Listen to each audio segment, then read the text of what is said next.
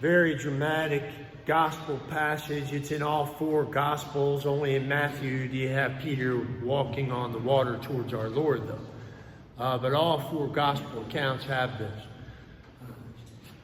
Incredibly dramatic situation, existential situation, great symbol both for the collective, for all of us in the human race, and just the waves and the sea and the wind.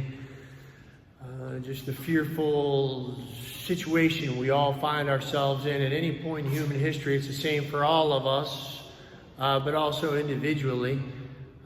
It's a great image for just what it's like down here. We're vulnerable. And our Lord became vulnerable when he joined us, but ultimately he is invulnerable. That's the point of today's gospel I want to stress. Who is that bobbing up and down on the waves out there? It's the Son of God. Shared the glory of the Father before the foundation of the world. Okay, he it was who stood on top of the primeval chaos. Right? You think he's scared of the Sea of Galilee? Okay, he's not scared. And he tells us, take courage. I am. Have no fear. Just should galvanize us, just ground us, anchor us. That blurry image, granted, it's a blurry image that we're seeing through the spray and the wind, and it's dark, and we're peering into the darkness, and they see what they think is a ghost. I mean, it's kind of moving up and down on the waves. Hey, that's the Son of God. It's an image of faith, I think, down here. We're clinging to the gunwales, looking through at our Lord. But he sends us this reassurance. I am. I've already come down here. Yes, you're going to have trouble. I told you you're going to have trouble. Make no mistake about it. In this world, you will have trouble, but I've overcome the world. So it's a great image to take to prayer. We're looking out, peering into the darkness, dark night of faith, but we see our Lord there, reassuring us. One day we will see him in the bright light of sun, face to face. But right now we got to cling to the gunwales. Do what we can to row this thing out of this mess and keep going. Just keep going. So it's an existential situation. It's such a great symbol for our lives. If you've ever been out in a boat at night, raise your hand if you've been in a boat at night. Small craft. Scary, isn't it? Okay, is frightening. You can't see much. Yeah, I fished in ponds, it's fun at night. It's a different experience altogether. Can't even see where you're casting. I paddled across a lake in the boundary waters in the pitch dark across a large lake, and it was surreal. No lights. There was a boat we were following up in front of us, a ranger boat with a spotlight. They were leading us out of an area because there was a bear attack, and they were taking us to a ranger station, and it's a long story, but anyway, so, but boy, I remember I was the last one in this line of canoes, and it was eerie. You're paddling, you can't even see the water, you can't see anything, so the only reason there's water there in this black abyss is you feel it resisting your paddle. Creepy. Swimming at night in the ocean is a different thing too. I've swum in the Mediterranean at night, in the Atlantic Ocean at night. Okay, when you're going out into the surf, you can't see the waves coming at you, so it's very scary. You hear them, or you kind of hear this roaring sound, and you feel the suction of the ocean again pulling on your legs, and something's coming. But until it's right on top of you, you don't see it. It's very unnerving. So that is a great metaphor for our lives. We don't see what's coming. Like that storm in Maui and that incredible fire and all those people and what they had to deal with. We don't see these things rolling in. Those guys are in that boat, clinging to their oars, whatever. They're scared for their lives.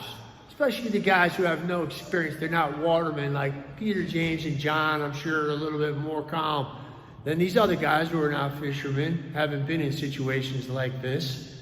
So it's dark. These primal forces have them at their disposal, wind and waves, just thrashing them about. They're exhausted because it's between 3 and 6 in the morning. It's the 4th watch of the night. They've been at it for a long time. They probably got blisters on their hands. They've been yelled at and harassed by the other guys who are leading, probably Peter, giving commands, and they don't know what they're doing, and it's got to be frustrating. They can't make any headway. They're out there buffeted by the winds, waves coming out of nowhere, coming over the side. I've seen the Sea of Galilee, and man, it's like a big bathtub. It sloshes around. I swam in it at night, actually. It was cool. I went out by myself, swam out pretty far, and just bobbed around out there, floated on my back, treaded water, looking around at all the stars twinkling around the Sea of Galilee. And it was like glass. There were fish jumping, birds flying over the water. I remember that. And then in the morning I got up and I was leading this pilgrimage. First time I went there, we go down to the dock in Tiberias where we're supposed to take some boat. Everybody always takes to take you on a little tour around the Sea of Galilee. But I thought there's no way we're going to be able to get on the boat. A wind had rolled in, and I'm telling you, there were swells rolling in. They were like oceanic swells. I couldn't believe it. I mean, big, hollowed out valleys and big swells. I'm like, what happened? I didn't tell anybody I was swimming out there the previous night. But anyway, we managed to get in the boat. Everybody had to go one by one and time it just right when that thing was at the level with the dock. All right, look, man, I can just visualize it, how scary that is in their exhausting existential situation. And they see our Lord there, this ghostly image. They literally think he's a ghost. It's kind of interesting. A phantasmatos, like, you know, they're seeing a phantasm out there. And they let out a cry, a kradzo. It's a inarticulate cry or croak. Okay, have you ever been really scared? We used to terrorize each other in my house growing up. 7 kids. We got so many family stories. That's why I'm traumatized to this day, and I'm extremely jumpy because of my past and being scared by my brothers and sisters. I mean, I scared them too. But we used to scare each other. All right, and yeah, these guys are terrified. I mean, they let out this croak, you know, at this whole thing. It's just amazing. In our Lord's words to them, take courage, it is I. Literally, I am. The very words God used to Moses says, I am who I am. And the I am speaking on that water. He is the king. He stood on the primeval waters and he stands over history as its Lord. He is the Lord of history. So yeah, we feel like we're bobbing around in the waves and getting tossed about in the surf. And it's scary and it's dark and there's wind whipping around and everything else, blowing spray in our eyes, and we're tired and fatigued from rowing. Got to peer through the dark and see our Lord there.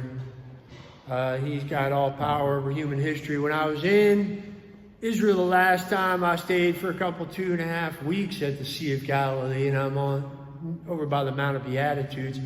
I was staying in this retreat house, and every afternoon the wind would whip up the Sea of Galilee. It was in August, 5 years ago. And it was a field of whitecaps. And it was an interesting thing, just look down on top of that. I thought of that because it's kind of like God, the Lord from eternity, his perspective on human history. All these little waves foam up to the surface, and then they subside. And then another one foams up, and they subside. It's like people, or it's like kingdoms, nations, empires, okay? They come and go.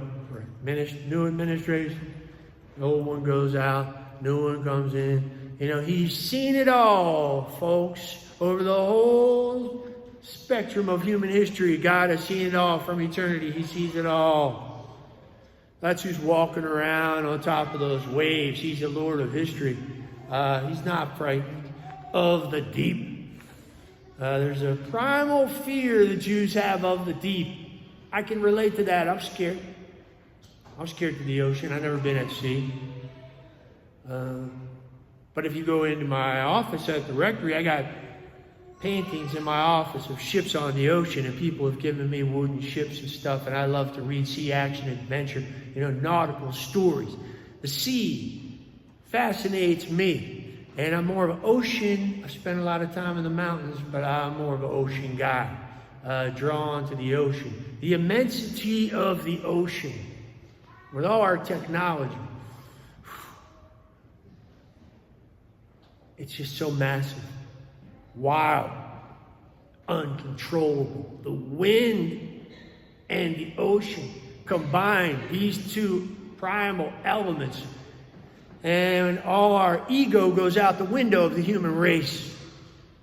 So I like this image. And the Jews were not a seafaring people. They had no natural harbor on their coastline until Herod the Great literally built an artificial harbor, Caesarea Maritima.